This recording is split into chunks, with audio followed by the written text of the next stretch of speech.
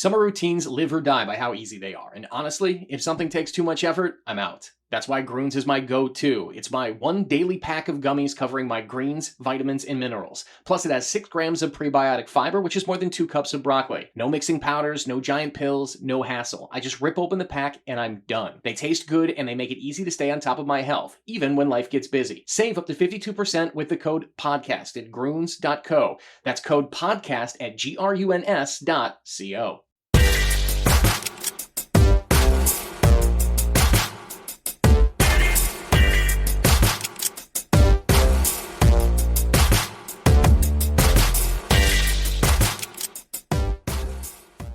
Welcome back to the Alec Lewis Show. I am your host, Alec Lewis. This is episode 176, recording on Thursday evening, June 11th, after the completion of Vikings mandatory minicamp. We're going to get to a bunch of things on this episode. We're going to begin with how the quarterbacks looked on the field Wednesday and Thursday. We'll go to what Kevin O'Connell had to say after practice about the quarterbacks.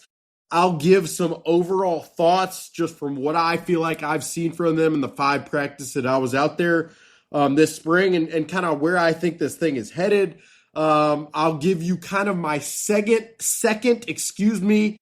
biggest takeaway from being out at Vikings practice and what stands out, and then finish with some lasting thoughts, some rookies who popped a little bit to me, and just anything else that comes to mind. If you're new here and you don't know me, I cover the Vikings for The Athletic every single day. If you're watching on YouTube, please hit the subscribe button. If you're listening on Apple or Spotify, please give us 5 stars, rate, review. Never take that stuff for granted, so would really appreciate you doing that. This show is presented by First Resource Bank, a member FDIC bank in the Minneapolis area. It's sponsored by Pro MN Athletics. We'll get to both of those folks in a little bit, and then also sponsored by Unreal, where I'm repping the rain jacket because I worried that Kevin O'Connell was going to position us out underneath the downpour iterations that we got throughout Thursday. Because the feedback wants me to get right into it, that's what we're going to do right here, right now, and going to start again, like I said, with how the quarterbacks looked, in my eyes, on Wednesday and Thursday. So Wednesday's practice, and I like giving you guys the snapshot of it because you are not able to be out there until training camp. So as close as I can bring you into the action is what I like to do on Wednesday. It was mostly a red zone specific period. I'd say most of the practice, it was a shorter practice. And I would say most of the practice was like position specific drills. But then when the Vikings got together for some 7-on-7, 11-on-11 stuff, the 11-on-11 was a little slower, but it was in the red zone. And the reps, just like they were the entire spring OTAs and minicamp, they were split. Both guys, J.J. McCarthy and Kyler Murray, took snaps with the starting wide receivers kind of group. So there was nothing really to read into there. And then, when I just think about what I saw that day on the field, I thought it was pretty solid. I mean, there was a Kyler anticipation throw to Miles Price over the middle that I thought was a pretty good throw. Miles Price ended up snaring it. There was kind of a play where Kyler kind of held the ball a little bit, tossed it up toward the back of the end zone. It was kind of picked off. I don't know if that was he just threw it because and this is probably going to be deemed as me, covering for him. I genuinely don't know if that was him just like throwing it away, knowing that the play would have been over, or an actual interception. Either way, you never want to see it. And then the very next play, he came back with a similar type of concept and dropped a beautiful pass over the top to Ty Felton on the back line. I'd say J.J. McCarthy was pretty efficient as well. There was kind of a sailed pass to Josh Oliver that flew out of the end zone, the back right. But then there were just some quick check downs, some accurate check downs, not a ton of sprayed misses other than that one. So I just came away from Wednesday feeling like, pretty fair, solid day from both guys. Nothing that I was like, wow. Also nothing that I was like, man, that's brutal. And then Thursday was a much more extensive practice, more reps certainly for both guys, and a lot of 7-on-7 down the field stuff, which I always like watching. I mean, there was an early J.J. McCarthy deep ball down the right sideline. I think it was in the direction of Ja'Shawn Jones potentially, and it was a little underthrown, pass deflection by Zamiah Vaughn. Then later in the practice, Kyler Murray threw it deep, I think, over the middle. I mean, we're talking 40, 50 yards in the air to Ty Felton. That pass was picked off. There was a Kyler, full field type of read where he gets to his third progression on the right side and made a pretty good pass. I think it was to Jawan Jennings. And then, there were a couple with J.J. McCarthy where a third read progression over the middle and just drills it. And then there was another one where it looked like he was a little late and the ball was deflected by a cornerback, rookie undrafted guy, Devon Armstead. And so I'd say, while I thought Wednesday was pretty solid, I thought Thursday was fair, at best, probably, for both guys. I mean, there was even an earlier drill sequence where it was just kind of routes on air, and there were a lot of passes hitting the ground and overthrown and, wayward a little bit. And so I just, it just wasn't to a level that and again, this is a raw viewpoint. It's my viewpoint from the sidelines. I just didn't think either guy really blew it out of the water on Thursday the way you kind of probably would have hoped. As far as what Kevin O'Connell said Thursday after practice, and I thought this was going to be interesting going in, and I thought it was interesting coming out of it. But Kevin O'Connell essentially was very open, this competition is ongoing.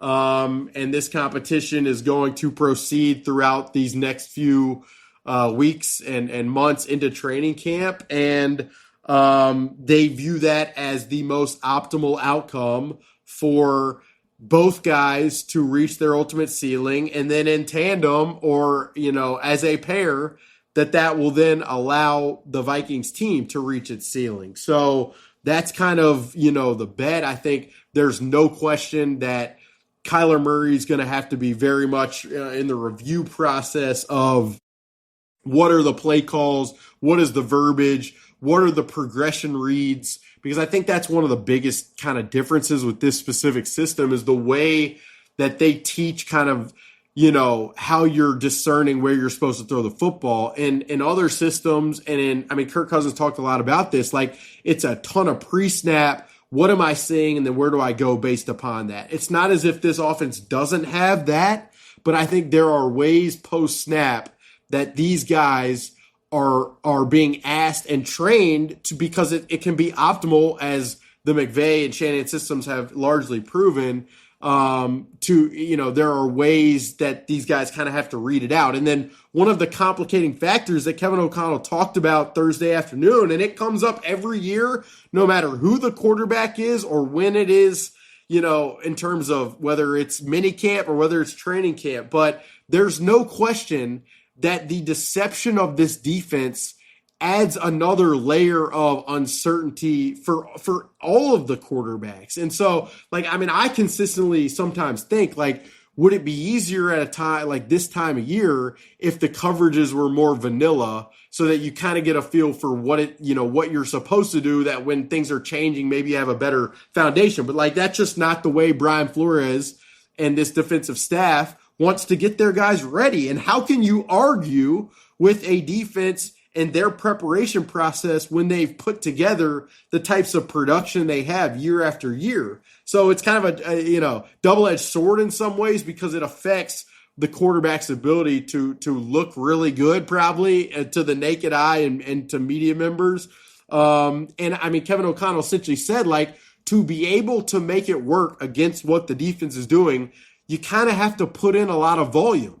And when you're putting in a lot of volume of plays and reprogressions and adjustments, that's obviously going to stress someone who is learning the system. So it all kind of works together. It's all kind of interesting. And I'd say Kevin O'Connell made it abundantly clear that there's going to come a time in training camp where they are going to do one of two things. They're just going to start to grant all the first team reps to one guy, or they're going to start to, tilt the scales one way.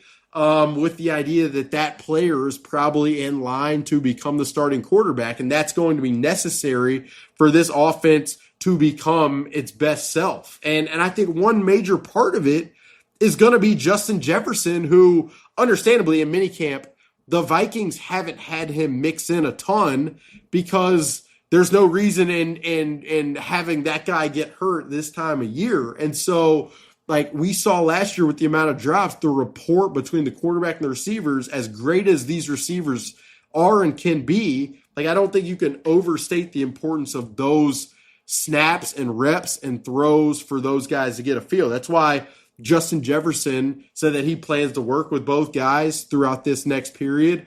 Justin was also, complimentary and and I'd say empathetic both ways. Like with J.J. McCarthy, he talked a lot about growth. He said, J.J.'s kind of learned that not everything has to be 100 miles per hour pass, which is why we on this podcast and in writing have harped on the layering and the touch as much as we have, not just creating that out of thin air, not just trying to be critical of J.J. McCarthy. Like, it's just a real thing, and it's part of a development process of a guy who is still 23 years old. And at the same time, Justin Jefferson said he understands what Kyler is working through as he absorbs what is widely regarded internally and externally as a complex, difficult system. And so I thought it was just very even-handed from Kevin O'Connell, who talked, from Justin Jefferson, who talked. And so the third thing I wanted to get to is like, you guys are listening. You're probably like, okay, so what do you think, man? Like, what do you think of what you saw and where this is headed? And I'd say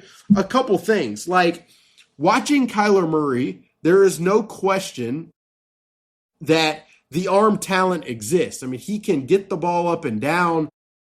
He can really spin it. He can place a ball to a certain spot. But there's also no question in my mind that it hasn't looked the most comfortable, I guess is the best way. Like, no, it hasn't looked precise to this point. And that's probably to be expected with his, like his acclimation to this system. But that's just something that kind of stands out. I will say, as far as the arm talent, like the amount of deep balls that he's thrown over the middle of the field that have been intercepted, regardless of whether it's routes angled a certain way, miscommunications, just throwing it up because no one else is open. Like, interceptions are interceptions, and you guys listened to it when Pete Bursich was on the podcast a couple weeks ago. But like, for this team to be as good as it can and should be, limiting turnovers and creating them is probably the most important thing. And so the amount of those deep ball interceptions, to me, is just something that I'm going to watch when training camp begins. Like, with how Kevin O'Connell can scheme it up, they would love to probably throw some of those deep balls down the pipe. But if they are going to be underthrown or overthrown, that's something that, it's going to really matter. I'd say with, my evaluation of J.J. McCarthy, his mechanics do look cleaner. He definitely looks smoother. There aren't, at least to my eye, there haven't been as many spray misses as I can remember him having in the 2025 season. But again, there's caveats with that. Like, I can go through a play in my head of early today and kind of they're throwing to the left corner, and I believe it was either Bryson Nesbitt or somebody, and JJ sky-mailed him toward the back left pylon. And so, and then I mentioned kind of the routes on air period where there was just some inaccuracy there from both guys. And so, I thought with JJ, you definitely felt more like he understood the system. It's still, there were times in the pocket where he was going through his reads, and you're like, you kind of wanted, and maybe this is wrong of me, but you want to be like, it's got to be more in rhythm. And then, I still, and I said this the other day on the podcast, and it's not a knock because there's such a small sample of seeing it, but still the deep ball, 40 yards in the air, 50 yards in the air down the field. There was a conversion earlier this week to Ty Felton down the right sideline that I think it's very important for me to note. And it's, I thought that was a really good throw. But then the one today, and I think there might have been another one down the left sideline. that got hung up a little bit. And so just seeing J.J. McCarthy become consistent and reliable in those areas, I think is critical as well. Like I don't think I've necessarily been blown away by anything I've seen. I don't think there's been anything that has been gravely concerning either way. There's definitely been some encouraging, I think progress with J.J. McCarthy, no question. And then you can understand Kyler's arm talent and why he's put up the success and production that he had. I just say the production that he has. So if Kevin O'Connell had called the competition today, speaking Thursday afternoon, it probably, I would have been I guess I would have essentially asked, like, really? Like you felt like you saw enough from that? So I thought it was totally understandable for him to take this into training camp. And then, I also thought for him to have called it a true competition as much as Kevin O'Connell has to end it this early would also not have been, kind of putting money where the mouth is in terms of saying that. So, I definitely think at some point, probably within the first few weeks of training camp, you need to have a pretty defined idea of what's going to happen to build the consistency and the consistency, and the continuity. But I said if like a random bystander walking around an Egan walked in and just watched all the practices that we just watched, I don't think they would walk away feeling like, so convicted one way or another. That's just the most straight, honest, objective viewpoint as I know to put it. And I'm sure everyone's going to have thoughts and feelings about that. And people are going to be frustrated and, am I both sidesing it? But that's just the most forward I can be about how it's felt. That's where I will kind of end it for now on the quarterback conversation. We will obviously talk about this with a lot of different people over the course of the next probably 5 weeks leading into training camp, and then we'll be raring to go in training camp, and potentially you guys as fans will be able to come out there and watch it live and take video clips, and that'll be a hoot in its entirety. But it's been really interesting. There are a lot of dynamics, and I think if you get to the end of this and you and Kevin O'Connell's emphasis on this competition in the first place is accurate, where it maximizes these guys and these guys are improving as a byproduct competition, then it was all worth it. But that's going to have to happen, and the production in the end is going to validate the worth of it all or not. So, that'll do it for the quarterbacks. We'll segue real quick into my second biggest takeaway being present for some of these practices. But first, I want to talk about First Resource Bank. Excuse me. The under the weather is still getting to me, but look, it's almost summer. We're getting over it. First Resource Bank is a member FDIC bank in the Minneapolis area run by really good people. Tim Siegley, Aaron Siegley, and Charlie Anderson. These guys are from the Midwest. They're huge Vikings fans. They care a ton about this community. They're invested in every single sense. They want to partner with people who really who love Minneapolis and who love the growth of Minneapolis. So, it's, I can't thank them enough for their support. It's been such a blast to get to, know those guys, to get to use their online banking platform. I would just say, if you're looking for a bank that it's where can I meet really good people, but also feel really good about where I'm doing my banking, I can't say enough about First Resource Bank. The show is also sponsored by Pro MN Athletics. We've talked about them a bunch over recent podcasts, but I just can't say enough about what these guys are doing to lift the tide of youth football development in Minnesota.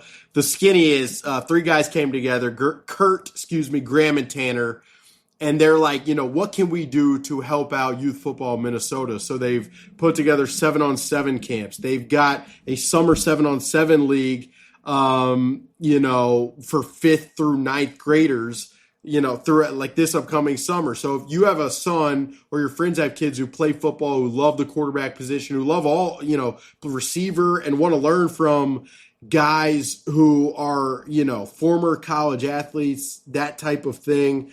I just can't say enough about Pro and Men. I'll also highlight, like, Tanner is Tanner Morgan, who played quarterback in Minnesota. And I've got to talk briefly with him, just like quarterback mechanics, layers, all of this different stuff. But like, Tanner's helping out a bunch of quarterbacks here locally that have FBS, FCS trajectory, guys in 28 class, 29 class. There's a kid at Chanhassen, Jake Kaiser, kid at Wyzetta, Jameson Mackey, kid at Edina, Will Grunnett, and kid at Farmington, Gus Olson.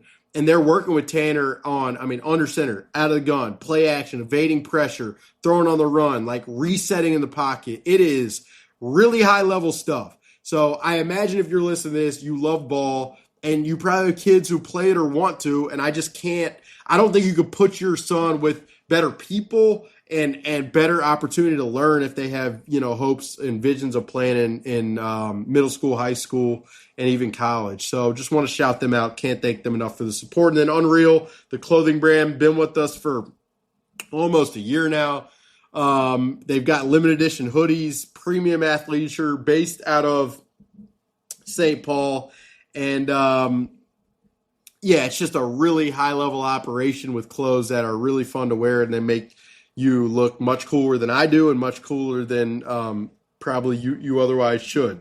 Okay, so the second biggest thing that caught my eye and that I thought was important in watching practice, beyond the quarterback position, which we all care about, understandably. The Vikings would have made the playoffs in 2025 had they had better quarterback play. So that's why we talk about it for 18 minutes. That's why we ramble on. That's why if you're tired of my rambles with it, I sincerely apologize. And maybe one day with this organization, we won't have to do that. But today is not that day. The second biggest thing that stood out to me, and if you want more on this, I went pretty deep with thoughts from a lot of the players on theathletic.com for Friday morning. So please go look for that. You're going to be interested in it, and I think you'll grab onto it a little bit. But it was clearly, undeniably, the offensive line, the intensity of the offensive line, the different types of drills the offensive line was doing, the urgency with which they were practicing, the standard that Keith Carter, the new offensive line coach, was holding them to, and then just how that translated to the type of run concepts that I saw every single day. And so, like, I would just, and I put this on social media, people are like, is this good? What is it? Like, we'll see come the fall and come the season, like, what the real value of this will or will not be. But there is no question in my mind that this offensive line is working at a pace and at an intensity level that I cannot remember in the 4 years that I've covered this team. And it's in the run game. It is constant flying off the ball, vertical double teams, offensive linemen running 10 yards down the field. Sweating their butts off, running back. Next up, a lot of noise with the offensive line group, a lot of passion. Like it is, Will Fry said to me, it is very much a reckless abandon type of vibe. It is a very much stick your face in the fan type of vibe. And Brian O'Neill he did not mince words when we talked about it. I grabbed him, I think, after Wednesday's practice, and he's just like, we've got a culture in our room. We've got standards, and it's probably time that those standards are, held accountable every single day. And that's come with, I mentioned different drills. There's a drill where they're using a bungee cord, holding guys back as they're, sprinting forward. There are, one offensive lineman's holding a pad and getting blown backwards by two other offensive linemen. It has been very different. It has been very noticeable. And I was going through things today. The 2025 Vikings team was the best rushing team that Kevin O'Connell has had since he got here. And that was even with, and that's by every metric, success rate, EPA, yards per carry. Like, I mean, I've gone through all of it. And the Vikings in 2025, clearly it was their best rushing performance. That was with a quarterback play that really didn't invoke a ton of fear in defenses. Like, yes, opposing defense had to play with 2 high safeties, which opens up a little bit of space underneath for the run game. But I would just say in general, like when the Vikings passing offense did not strike fear in opposing defenses to where they've got to allocate a ton of defenders and body types to the passing game, which opens it up even more on the ground. So the idea in my mind is this is the idea with the Vikings staff. And I understand it. It's if you can get a requisite level of quarterback play that gets this passing game to where they believe it should be, then you open up more space underneath for a run game that has the potential, because of the way they're practicing and they're talking about it and they're working it, could be better than it has been. And you include the addition of Damon Claiborne, who, I mean, I would just say from the conversations I've had this week from people internally, it's been very positive. It's going to have to stay on that arc, but this guy, you just watch him run around and there are springs with him. It is a fluidity and a juice that reminds you of, and you guys can make fun of me for this, but when you're sitting on a boat and let's just say you're waiting for somebody to start ripping it, and or like a jet ski, and you just clamp down on that jet ski and you are off and running. Like, that is what it looks like when this dude has the ball, and it's why they've had him returning some kicks. But you can see a path where with an improved passing game and less bodies near the line of scrimmage, in addition to a more physical run off the ball point of attack with an identity with the wide zone where you can attack the edge, where it could get pretty interesting. Like that's the vision. Again, we'll see how that comes to life. But I'd also say with the offensive line, you can even see in their pass sets, like they are very focused on stunts and, defenders crossing face and how to manage that and techniques with that. And Kevin O'Connell's talked, like, this Vikings team sees a lot of 4-man rush with stunts and games. And so there is a targeted approach of how they're practicing to kind of diffuse that stuff. I know that's 8 minutes on the O-line. I know that's a lot of hype for something that you guys can't see. I know it's a lot of hype, in the 4th year when we've talked about something different with this run game year after year after year. But I can convincingly tell you, after having the conversations that I've had, it is different to the point of notable that if I'm not talking about it, I don't think I'm setting you guys up for having as wide of an array of kind of how to think about this team going into training camp in the fall. So that was kind of the second biggest takeaway. And then, excuse me, some lasting thoughts. And this is me just kind of going through guys who stood out and just some other things that I'm thinking about. So first and foremost, not much talk about the cornerback group, and I understand it because it's pretty stable right now when you've got Byron Murphy Jr., James Pierre, Isaiah Rodgers, Chuck Demmings. I mean, it's a deeper room than it was last year, but Byron Murphy Jr. has looked great. Like, I've really, if you're asking me who stands out just in terms of how good they look, how engaged they look, how athletic and explosive they look, Byron Murphy Jr. stood out to me from the get-go, and I just kind of watched him every day, and I was impressed. They've mixed him in a little bit in the nickel, where internally there have been some people obviously who've thought that could be his best spot over time. We'll see what it looks like come the season, because Brian Flores, you never freaking know where he's going to, end up lining guys up. But if I didn't mention it, I think I'd be doing a disservice. Chuck Demmings, the athleticism is very present, and he's made a couple pretty nice pass deflections. There was one in the red zone, I believe, on a Kyler Murray fade ball down, toward the right side of the end zone on Wednesday. But I'll just be really curious to continue to watch this guy, and the energy is obviously off the charts. I mentioned Damon Claiborne, but he's been one. The receiver room has been pretty solid. I mean, Dylan Bell continues. offensively of the rookies, like it's just been highly impressive. And then Ty Felton looks smoother for sure. Still not perfect, but definitely looks to be improved. Miles Price as a receiver, I felt like it's been pretty crisp and sure-handed, which has been interesting. So those two certainly. And then on the defensive side, I mean, a bunch of the rookies. Jake Golday's mixed in as an off-ball linebacker a bunch. I would say Jacoby Thomas has, looks like he might have a pretty crucial role in special teams. He's also mixed in a little bit with the twos at safety. Jacob Thomas, the undrafted safety out of James Madison, has gotten a fair share of snaps. That's stood out to me for sure. Going through the Rolodex in my head of other guys. Defensive line, you're just not seeing a ton, so didn't get to see enough of Big Citrus to really make it stand out, but it does sound like Caleb Banks is still on track for, to come back and return to be full go early in training camp, so that's a pretty good sign. Ryan Vandemark, the swing tackle that the Vikings poached as an RFA from Buffalo, he is a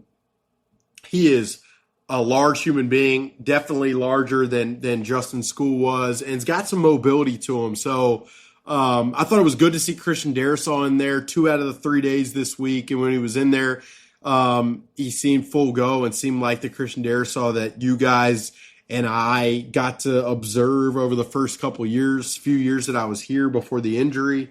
So that was positive. Brian O'Neill, we'll see what happens from a contractual perspective over the next few weeks and a couple months into training camp. Certainly. Who else would you be? Oh, the punter competition. I thought Brett Thorson held for Will Reichard again on Thursday, and I don't think Will Reichard missed again. And Brett Thorson looked pretty solid there. I thought, the punting competition, Johnny Hecker's experience probably gives him the clear nod, but Brett Thorson's on the International Pathway Program, which should allow him to stay around in some capacity. Carson Wentz took very minimal snaps, at quarterback. Max Brosmer took even fewer, but Carson looked, again, like always, like he knows what he's doing running the offense. It didn't look spectacular, I would say.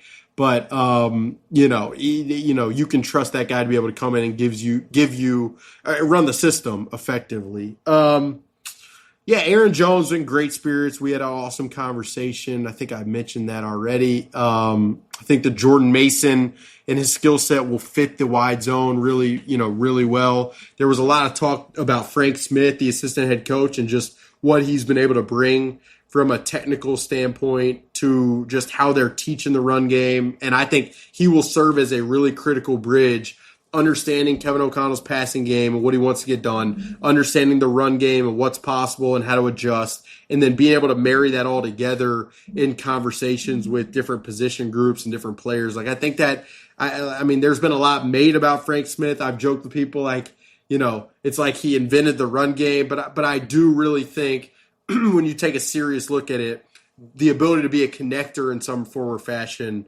with Kevin O'Connell, with the Viking staff, that's going to be pretty crucial. Obviously, there were the Vikings let go or parted ways with 4 front office folks. Had that at the Athletic Thursday morning. I mean, I just say, as a human, you never like to see anybody, where that's the case. 2 of the staffers, Jamal Stevenson and Pat Roberts, have been here for more than a decade. Pat was on the college side. Jamal Stevens, co-director of player personnel in 2021, and then was a senior executive. And then 2 Kwesi Adofo-Mensah hires, Demetrius Washington, the assistant GM. He asked for to pursue other opportunities. The Vikings granted him the ability to do that. And then Sally Clavel was a pro scout that Kwesi Adofo-Mensah brought in 2025. So, it's going to be interesting to see who Nolan Teasley brings in. I think you could get a mix of, maybe some people he was exposed to in Seattle, perhaps some connections via Seattle. Wouldn't be shocked to see someone who was a former GM, to be able to provide additional perspective in some form or fashion. So, I wouldn't be, that could, surface at some point over the next few weeks / couple months. But the timing of those front office changes is abnormal, and it also complicates some of the hiring process. So we'll be curious and interested to see how that plays out. But that will probably do it for episode 176 of the Alec Lewis Show. Appreciate you guys sticking with me. I'm sorry if that was a major ramble, but, try to give you guys everything I've got off the top of the dome, and really enjoy getting to do it. We'll be back in the coming weeks with guests. I'm really looking forward to having, this is probably my favorite time of year to have a bunch of different conversations, and that's people who cover this team who I cover the team alongside. It's people nationally. I remember last year we had minicamp, so people like that.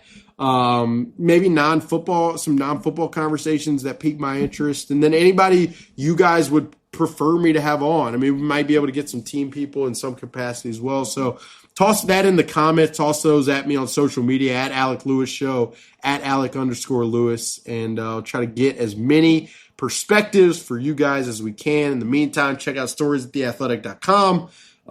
Give us a subscribe on YouTube, rate and review on Apple, Spotify, or iHeart. And with that, mandatory minicamp is over. It is the summer. And then when we come back with these types of reports in late July, buckle the seatbelts, folks. That's kind of what I got to say. Thank you guys for being here. Talk to you very soon.